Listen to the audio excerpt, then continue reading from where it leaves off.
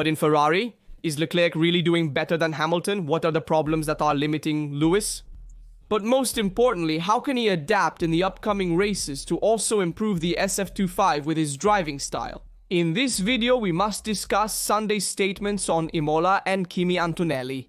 Let's also take a look at a clause in Verstappen's contract. Before we begin, remember to like, subscribe, and turn on notifications so you don't miss any videos on the channel, and so you support me in the work I do. With that said, let's get started right away. Lewis Hamilton's varying performances are due to specific technical factors. The Englishman has not yet adapted to the SF25, while Leclerc is now tailor-made with this single-seater. It is often said that Hamilton should teach Charles, but for now it's the opposite. The Monegasque knows the Ferrari systems thoroughly, having assimilated them over the years, while Lewis is still in full learning phase. Hamilton's winter tests had a clear goal: to learn all the team's procedures and familiarize himself with the many switches on the single-seater. After the Bahrain Grand Prix, Lewis himself explained sincerely what he still lacks to reach Leclerc in terms of performance. So the current gap should not be surprising. In fact, many have criticized Ferrari's choice to bet on Hamilton, arguing that it would have been better to keep Sainz. However, the Spaniard, now with Williams, also faces similar adaptation difficulties. Switching to a new team requires time, method, and the ability to modify one's driving style. Leclerc is ahead due to significant differences between Mercedes and Ferrari. He himself admitted that the SF25 requires a completely different approach to be fully exploited. His reflexes, his instinct were now modeled on the German cars he had been racing for years. And it was clearly seen in the decisive lap of Q3 in Bahrain. In the Snake, Leclerc gained significant tenths, using every inch of the track and pushing the single-seater beyond its apparent limits. Hamilton, on the other hand, was much more cautious to avoid losing the rear and ending up spinning. More time is still needed to analyze the data and observe Charles's telemetry and learn where and how to push. But Lewis himself has promised, "I will also get there to drive this Ferrari to the limit." Another central theme is braking. Hamilton has always been very strong in this aspect, but with the SF25 he still has to learn to take advantage of the engine brake and find the right balance, which varies from track to track. Leclerc already has an advantage on this. Moreover, Charles starts every weekend with a well-defined setup base, which he only slightly modifies, immediately finding confidence in the car. Hamilton, on the other hand, often changes the setup during the weekend, losing precious time to rebuild the feeling. The braking system also represents a fundamental variable. The pressure on the pedal, the optimal temperature, and the feeling when braking represent key elements. All of this requires study and mileage. For the Jeddah Grand Prix, Hamilton said he is confident. He feels he has better understood the SF25. But today, the direct comparison with Leclerc cannot yet be based on pure talent. It's a technical challenge made of adaptation, learning, and patience. We've said it many times, calm down, we can't judge Hamilton in these first races, both because the car is difficult to drive. Leclerc himself admitted it. They need to make progress to reach that role of second force that we've seen at times in Bahrain. Also because Hamilton is used to driving a Mercedes with a car that is very loaded at the rear and that understeers less, because it has more grip on the rear tires. On the contrary, Ferrari is very focused on the front this year, so Hamilton's feeling with the rear is less. He must also familiarize himself with the switches, brake balance, and brake migration. He has to change these parameters at key moments in the race and also at key moments in the qualifying lap. There are so many things that one has to memorize together, and it's not easy to do it all at once. It takes time. Hamilton needs to relearn some instinctive responses that don't come naturally to him yet. His adaptation also involves the engine brake. As he himself said, "I switched to a completely different car with a new driving style and settings to learn." One of the most noticeable differences compared to the Mercedes is the braking system. The Reds make much more pronounced use of the engine brake, an element that requires a very different driving approach than what Lewis has been used to.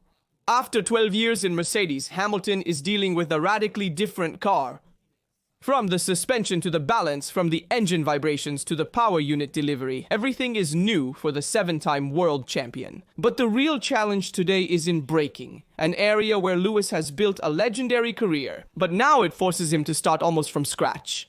"I'm learning to use the engine brake that I had never exploited before. And the brakes are completely different," he stated. In Ferrari they use Brembo, while for 15 years he used Carbon Industry. No criticism of Brembo, in fact it is the most widespread supplier on the grid. The change in feeling is inevitable after so many years with the same system, but how does a Formula 1 car really brake? A Formula One single-seater brakes thanks to 3 rear systems which work in synergy. The first are the hydraulic brakes, carbon discs operated by a traditional circuit. The second system is the MGK, the electric motor generator that recovers energy when braking, also providing a braking force. And the third element is the engine brake, the internal friction in the thermal engine that slows down the transmission when the driver releases the accelerator. The system that coordinates everything is called brake-by-wire. When the driver presses the brake, an electronic sensor interprets the request and the control unit distributes the action among the 3 systems. The combination is crucial, managing the balance between front and rear brakes. The effect of the engine brake and the regeneration of the MGK means modulating the behavior entering the curve where the lap time is played. The role of the engine brake is in the curve entry. In fact, the latter acts directly on the engine shaft. When the accelerator is released, the absence of fuel injection and internal friction of the engine naturally slows down the car. Unlike traditional brakes, the engine brake and the MGK generate a braking torque that is divided by the differential between the 2 rear wheels. And here an asymmetric effect is born, which, if well managed, can favor the rotation of the car in the curve almost as if you were pulling the handbrake. To understand is the same principle with which the tracks of an excavator or the rowers of a boat can turn the vehicle by acting differently on the 2 sides. For this very reason, the engine brake is a powerful technical weapon, but difficult to manage. It can help to rotate the car, but it can also destabilize it if you're not used to it, reducing the driver's confidence in the most critical phases of the turn. Leclerc has now made this tool his own, while Hamilton is still learning to use it. Furthermore, the speed at which gears are shifted affects the engine speed and the intensity of the engine brake, another aspect to master. It's not the first time that the engine brake has been in the spotlight. In 2023, there was talk of the mysterious handbrake used by Verstappen and Perez, an advanced combination of MGK parameters, braking migration and engine brake, to precisely slow down the rear. A technique, albeit different, that recalls the methods of rally racing. Ferrari also uses an aggressive management of these parameters that requires a non-trivial adaptation. On the steering wheel, there are dedicated knobs to adjust the engine brake, but it takes sensitivity and a lot of work to find the ideal balance for each track. At 40, Hamilton faces one of the most important technical challenges of his career. The challenge is to relearn how to brake by adapting his style to a car that requires something very different. From what he has always known, his talent has never been questioned. In Formula One, the tiniest detail, like engine braking, can be crucial. This compounds Ferrari's existing issues. Hamilton struggles with engine braking adaptation, leading to subpar performance, notably in qualifying, where he must make numerous adjustments together in a single lap, and trying to also maximize the time by making the best trajectories, thinking of pushing the single-seater to the limit. We understand well that this challenge is not easy, even for a 7-time world champion. But let's hear Domenicali's statements about Ferrari. Formula One President Stefano Domenicali discussed Ferrari's season start, noting expectations, dissatisfaction, and potential for improvement. For the former team, primarily the prancing horse, victory is not far away. Ferrari is very close to the best, the gaps are minimal, and victories will soon come. Despite a warm welcome in Milan prior to the World Championship, Ferrari's season has begun worse than anticipated. The S25 was born with some limitations compared to the competition, and despite the first update seen in Bahrain, the pace is not yet at the top. Fan discontent is growing, especially when observing McLaren's great performance, capable of dominating in both rankings after a 2024 as a pursuer. But Domenicali invites to look at the glass half full, as Montezemolo himself also did. In Bahrain, we saw many overtakes and twists. McLaren appears strong, but incidents can alter races. Ferrari remains close to the leaders. The details will make the difference. An important passage Domenicali dedicates to the team principal, Frédéric Vasseur, who is called to manage the pressure of a demanding place like Maranello. My advice? Keep working hard, without being crushed by the pressure. I'm convinced that we will soon see a Ferrari win again this year. The president of Formula One then focused on Lewis Hamilton, who so far has always been behind Charles Leclerc except for the sprint race in China. A complicated start to the season for the Englishman, who is experiencing firsthand the intensity of racing in red. Being at Ferrari is something unique. I was talking to Lewis, now he understands what it really means to wear this suit. His is an extraordinary sporting challenge. Winning immediately is not easy, but his strength is tenacity, the desire to grow with the team. Charles is extraordinary. He doesn't want to miss the opportunity to prove that he is among the strongest. There are really positive elements in Ferrari, and all this is good for Formula One. In short, despite an uphill road at Ferrari, there is still confidence in the SF25 project. There is room for growth, and Domenicali's words sound like an encouragement to look beyond the difficulties. The Red can still fight for the victory, and Domenicali also took a risk on the Imola Grand Prix with the bad news that leaves a bad taste in all of our fans' mouths. Formula 1 is gearing up to bid farewell, at least temporarily, to the Imola Grand Prix. Confirming it between the lines was the same president of Formula 1, Stefano Domenicali, who hinted that the double Italian appointment is no longer sustainable in the calendar. Future. With Monza confirmed until 2031, it's Imola that risks exclusion from the calendar. The current contract expires precisely in 2025, and it will hardly be renewed if not in the perspective of a rotation among European GPs, as already happens for other historic circuits. Domenicali explained that having two GPs in the same country will become harder, despite Italy's crucial role in F1 history. The global interest in Formula 1 is growing, and there are more and more requests from emerging countries. For Domenicali, who is originally from Imola, the decision is anything but simple. From a human point of view, it won't be easy, but I have to look at the international good of the sport. Imola has given so much, especially during the COVID emergency, responding with enthusiasm in a difficult time. In short, the Emilia-Romagna Grand Prix 2025 could be the last for several years. After the cancellation of the 2023 edition due to the flood, and we all remember that dramatic moment, there has been no concrete talk of a recovery. Formula 1 is increasingly shifting its focus towards Asia and America. The only new European stop will be Madrid from 2026, destined to replace Montmeló, whose contract expires at the end of 2025. In brief, Imola's future in F1 is uncertain. If there are no surprises in the coming months, 2025 will mark the farewell of the Romagna circuit from the calendar. This news is especially difficult for those like Domenicali who cherish Imola. And I'm also curious to know your opinion on this very delicate issue. In my opinion, the double appointment in Italy was necessary because it is one of those historic countries that will always be there for Formula 1. While those emerging countries may be there one day, then abandon Formula 1. And do not remain constant over the years. So in my opinion, abandoning Imola would be a mistake for Formula 1 itself and also for the many fans present on the circuit who go to see the races every year. Why go and make the historic fans who have always been there more disappointed to please new fans who may however be occasional fans who are here today but will not be there tomorrow? But Domenicali also took a stand on Kimi Antonelli. The 18-year-old's Formula 1 debut was one of the most impressive in recent years, drawing comparisons to Lewis Hamilton. And even though his present is firmly in the Mercedes camp, Domenicali imagines a day when Kimi could drive for Ferrari. After a tough but solid debut in the rain of Melbourne, he scored points both in China and Suzuka, showing maturity, speed and coolness.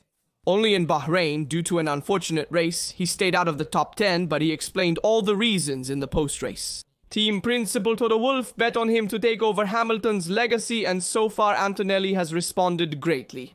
Especially at Suzuka, a circuit feared by all rookies, where he also impressed the most seasoned technicians. And Domenicali openly talked about the possibility of seeing Antonelli at the wheel of the red car. It would be beautiful, an Italian driver in an Italian car.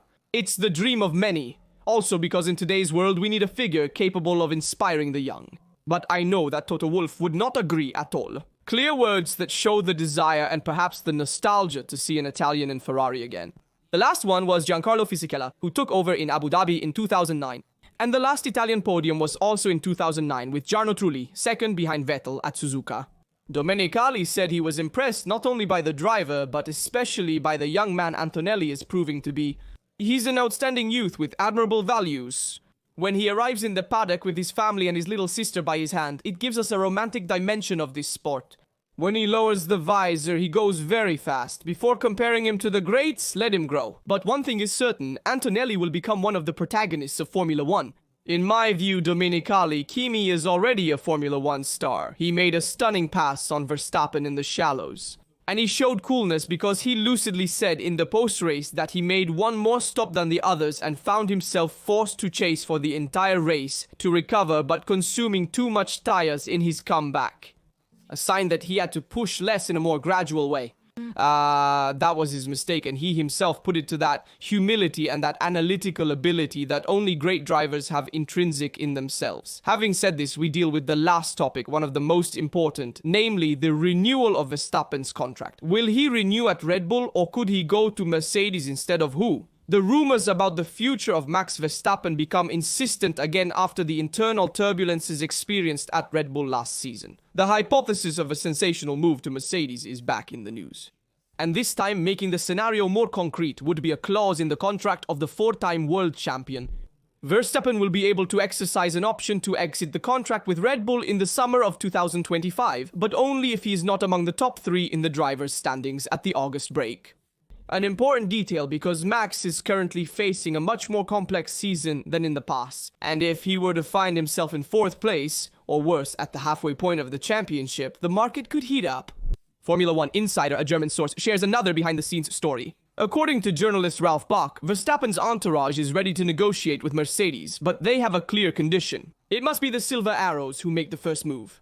Toto Wolff will have to concretely show how important it is for them to have Max, even at an economic level. In other words, Mercedes has the next move. The Verstappen clan is simply waiting for a call. The British Broadcasting Corporation has speculated a potential domino effect. In case of Max's departure, Red Bull would bet on George Russell, who would make the reverse journey to Milton Keynes.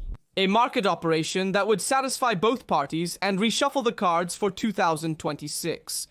An incident that occurred in the post-race of Bahrain has made the atmosphere even more tense. Tense moments between Raymond Vermeulen, Verstappen's manager, and Helmut Marko, a sign of anything but a calm atmosphere in the Red Bull box. The union between Verstappen and Mercedes is no longer science fiction. Everything will depend on ranking, performance, and ambitions. If Max is 4th or worse in August, the 2026 driver market could open a front-page chapter. And this was also confirmed by Martin Brundle, authoritative voice of Sky Sports United Kingdom, who said, "Wolff has lost Max once, he won't do it again." Odds. Red Bull faces a crisis as Max grows frustrated, according to Helmut Marko's comments on Sky Sport Deutschland. "We are very concerned about the performance of the car. In short, despite Max's contract is until 2028, Verstappen has performance clauses that could release him earlier. Max could depart Red Bull as soon as this summer if he isn't in the top 3 of the drivers' standings by the summer break." We also have to see if Mercedes wants to bet on Russell and give continuity to the English driver, or if it wants to bet on Verstappen instead. We know that currently Verstappen is 3rd, but with only a 6-point lead over Russell, who started 2025 with great solidity and consistency. The Suzuka Q3 mistake relegated him to the 3rd row, and Russell Verstappen is a crossroads of destinies. Either Russell or Antonelli should make room, but it may be Russell, as Antonelli is Mercedes' future driver. According to Autosport, Mercedes would be working on a new 2-year contract for Russell, with a salary more than doubled from £12 million per year. This would be a strong move on Wolff's part to show confidence in the Brit and perhaps a message to the market. Today, Verstappen observes, Mercedes evaluates, Russell convinces, and Antonelli grows. It will be Toto Wolff who will decide the fate of the drivers' market in the coming years. Let me know in the comments your opinion on all the topics we covered in the video, from Hamilton's problem to the engine brake, from Ferrari's performance, from the situation in Imola that confirmed Domenicali, and also Verstappen's renewal in Red Bull. I am curious to read and respond to all your comments. Remember to like, subscribe, and turn on notifications so you don't miss any Formula 1 and Ferrari videos. Check out the related videos for more content. See you next time!